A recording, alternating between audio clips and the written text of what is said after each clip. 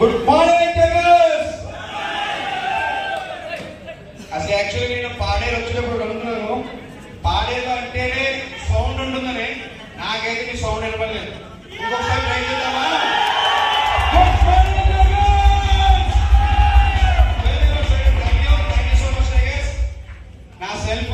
నా పేరు జగన్, నాది విజయనగరం జిల్లా. నాది నేను ఇండియన్ ఆర్మీలో సర్వీస్ చేస్తున్నాను లాస్ట్ 23 years గా. అయితే నేను ఒక చిన్న విషయం చెప్పాలనుకుంటున్నా. ప్రతి ఒక్కరు మిడిల్ క్లాస్ ఫ్యామిలీలో ఒక్కడే ఒకటి అంటారు, బాగా చదువుకోండి, ఒక గవర్నమెంట్ ఉద్యోగం రావాలి అని సక్సెస్ అయిపోయినట్టు. అవునా కదా? అయితే ఒక విషయం చెప్పండి, నేను ఆల్రెడీ ఆర్మీలో సర్వీస్ చేసి వచ్చాను. నేను సక్సెసా అన్సక్సెసా? అదే తప్పు. అసలు ఎవరైతే గవర్నమెంట్ జాబ్ వచ్చింది నేను సక్సెస్ అనుకుంటున్నారో అది 100% రాంగ్. నేను చెప్తాను, చూపిస్తాను. ఎందుకంటే యాక్చువల్లీ అందరూ గవర్నమెంట్ జాబ్ రాగానే ఏం చేస్తారు, తల్లిదండ్రులు హ్యాపీగా ఒక అబ్బాయికి జాబ్ వచ్చింది పెళ్లి చేసేద్దాం అంటారు. ఫస్ట్ ఆఫ్ ఆల్ నేనే ఒక ఆధార్ కార్డు, నాకు ఇంకో ఆధార్ కార్డు వచ్చేసింది. ఇప్పుడు చెప్పండి మీరు అందరూ, నాకు ఆధార్ కార్డు వచ్చింది అంటే మా ఇంట్లోకి ఆధార్ కార్డు వస్తాయా లేవా? ఆధార్ కార్డు వచ్చాయి అంటే నా శాలరీ ఏమైనా పెరుగుతుందా తగ్గుతుందా? నా పెరగదు తగ్గదు. కానీ నా ఫ్యామిలీలో ఆధార్ కార్డు పెరిగాయా లేదా? అలాంటి ఆధార్ కార్డు పెరిగినప్పుడు నేను కానీ నాకు ఆధార్ కార్డు, మా ఇద్దరు ఇంకో 2 ఆధార్ కార్డు. అలాంటప్పుడు చెప్పండి, నాకు వచ్చే శాలరీ నాకు సరిపోతుందా లేకపోతే నేను సక్సెసా? ఒక్కడే వెళ్తున్నాను. ఆ రోజు ఒక్కడే ఒకటి ఎన్నో కష్టాలు పడ్డాను. అంటే ఆర్మీలో ఉంటూ ఒక మంచి లగ్జరీ లైఫ్ చూద్దామని. కానీ ఏం లేదంటే ప్రతిసారి శాలరీ వచ్చేది కరెక్ట్ 10వ తేదీకి ఎగిరిపోయేది.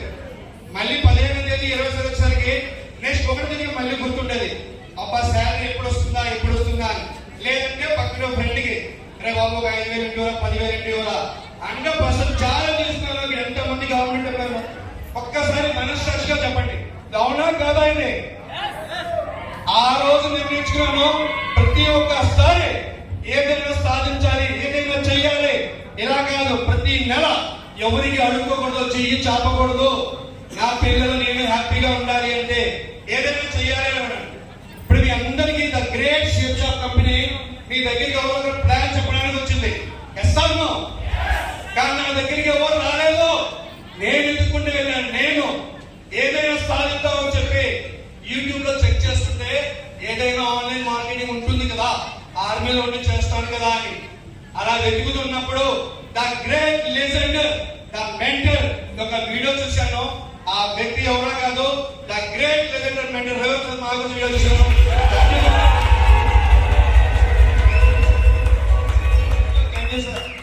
వెంటనే చూశాను. వీడియో చూసి అసలు షేప్ షాప్ అంటే ఏంటి, డైరెక్ట్ సెల్లింగ్ అంటే ఏంటి, ఓకే వీడియో కింద నెంబర్ ఉండదా, మాట్లాడకపోనా ఆ తీరా చూస్తే వీడియోలో ఏమో తెలుసా, ఒక ఆర్మీ పర్సన్ సక్సెస్ అయ్యి ఒక బిజినెస్ మ్యాన్ వెనక ఎలా 50 మంది ఉంటారో ఆ విధంగా గ్రేట్ లెజెండరీ మెంటర్ వెనుక 50 మంది సూపి కొట్టేస్తుంటే నాకు అనిపించింది, ఈ వ్యక్తి చేసినప్పుడు నేను చేయలేనా, ఎందుకు చేయలేను, ఫస్ట్ ఆ వ్యక్తిని కలుద్దాం అన్న థాట్ వెంటనే డిసైడ్ అయ్యి the great legendary mentor phone చేశాను. అయితే అక్కడ అద్భుతం ఏంటంటే మెంటర్ ఫోన్ చేసేటప్పుడు the great legendary young double diamond Mr Ramji Mahapuri కలిసారన్నమాట ఫోన్. అయితే చూడండి, ఇక్కడికి మన పాడేలో పిలవడానికి చాలా మంది ఇక్కడి నుంచి ఇక్కడ బాధపడతారు. అవునా కదా?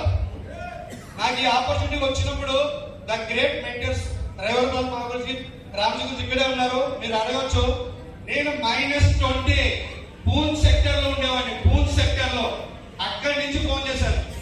అయితే మా గురించి ఒకటి అన్నారు. అయితే ఓకే సార్ మీరు ఢిల్లీ రాగలరా అన్నారు. మరి ఢిల్లీ రావాలంటే